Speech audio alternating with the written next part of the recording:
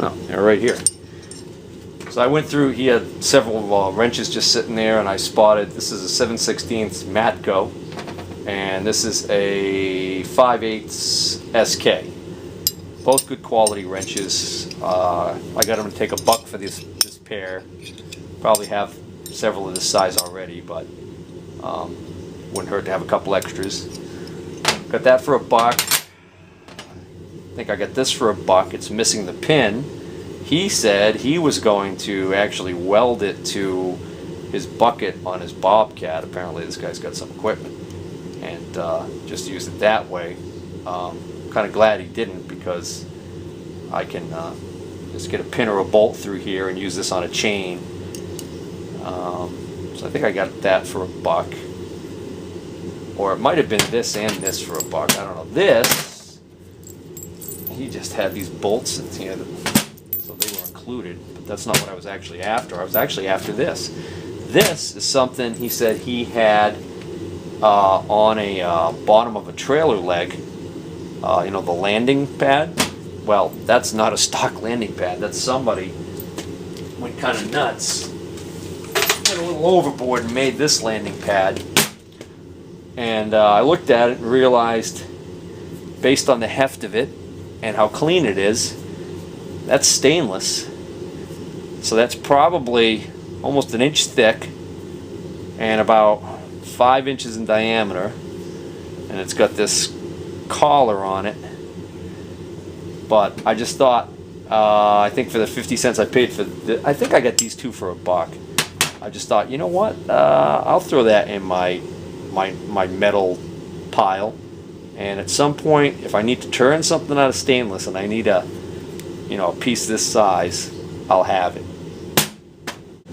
Now this last group of items are items that I basically got for freebies that were going to be just thrown out and scrapped.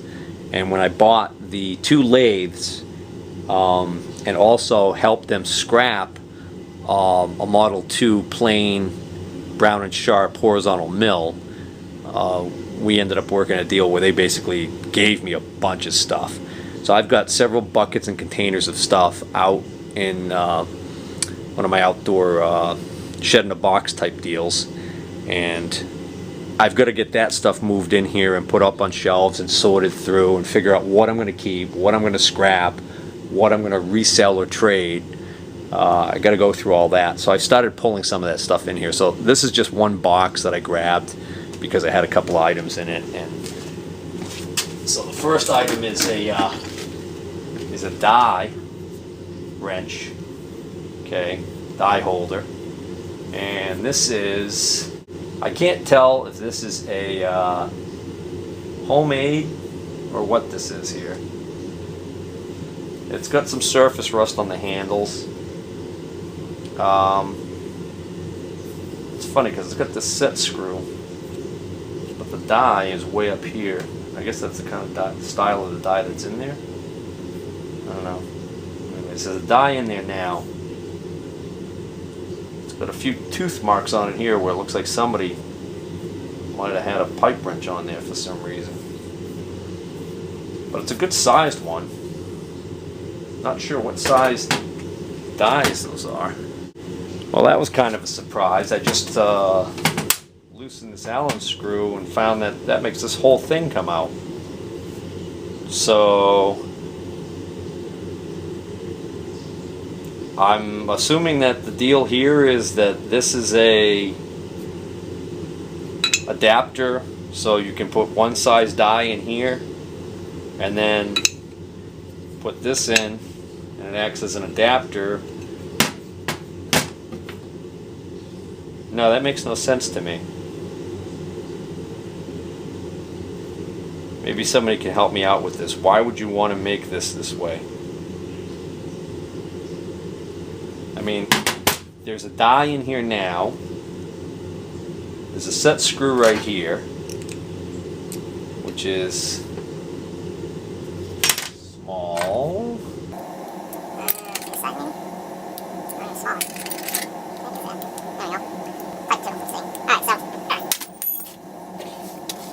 Alright, so if I loosen this set screw right here, I could take this die out. So why wouldn't you just put this die in here?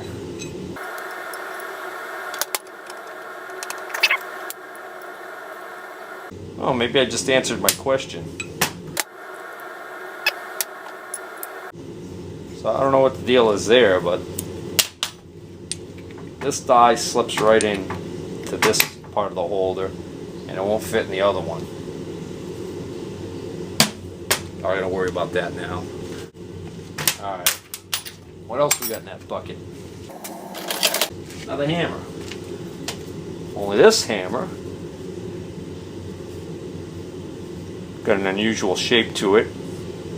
I'm thinking this is either a tin knocker's hammer or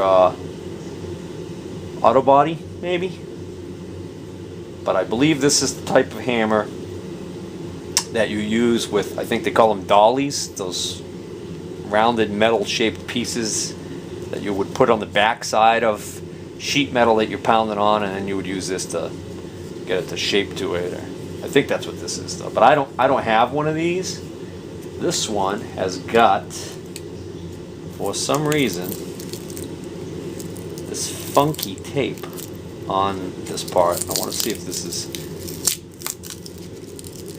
Alright, apparently this tape was just put on here to protect the handle from hitting something, because I do not see any cracks or damage in that, so that's good. So, you know, that's a freebie, and maybe we'll put that to use at some point, I don't know.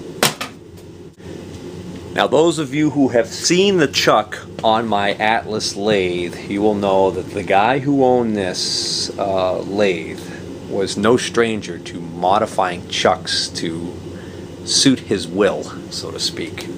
And this chuck that I found amongst the rubble was no exception to the rule. This is a... Well, that's interesting. That says second over there. This says number 252 over there. This is a Cushman. This is a Cushman chuck. But if you'll notice, see if I can let me zoom in on that for you. So what's been done to this chuck is it's had little extension jaws that were tack welded onto the original jaws of the chuck, which is kind of a shame in my opinion. You know, whether or not that this is going to be useful for anything at all, I don't even know. And then this is held on by 6 screws to this backing plate. Unfortunately, the backing plate also has been has had some serious modifications done to it. This looks like I don't know what this was originally, but it was welded in to the backing plate here. Then I don't know what the heck's going on here, but this is aluminum. And the nearest I can figure is that he was chucking this in one of the larger chucks. So if he had something really small that he wanted to hold in the big lathe, he would do that. Because I have heard, I asked the question on a forum once, would you chuck a chuck in a chuck? And the answer was yes. That's not that uncommon to do that. If you get something really small and you're using a very big lathe, or maybe you only have a large lathe, that this is one of the ways you would do it. So I don't have any idea whether or not this chuck is going to be any good for anything. It's a perfect size for the Atlas 9-inch lathe, I think, but it's got some serious issues here. I could see the threads. This was a threaded back plate at one time, because I could see the threads down inside here. But boy, you ain't gonna unthread this now. This would have to be cut off, ground off, well, I was going to say the good thing about it is I could take this chuck off of this backing plate, but then the problem is that these jaws have been modified in this crazy way. So I think that might end up being scrap. I don't know. It would be fun to put it in and see how, put it in a bigger chuck and see how true I can get it to run. And then here's another one. Similar job was done on this one. Again, on the back side we've got this piece that's been, I don't know what the heck's going on here, how that's mounted on there. This has been turned, so this could be chucked, held in a chuck, and then the backing plate on this one is held on with 3 square head bolts. This must be a really early one here. But look at the job on, look at the extension jaws that were put on this thing. Welded on here, right here. I mean, that's just wow.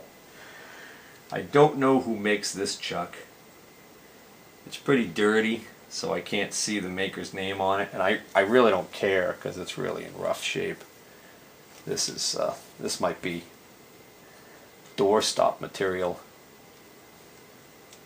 You know, the funny thing is, I can turn it. This has got one of these male screw heads coming out, and I can actually turn this pretty freely. This chuck is still free. It's not all bound up. I know, spoke too soon. It only comes out so far and then it gets stuck.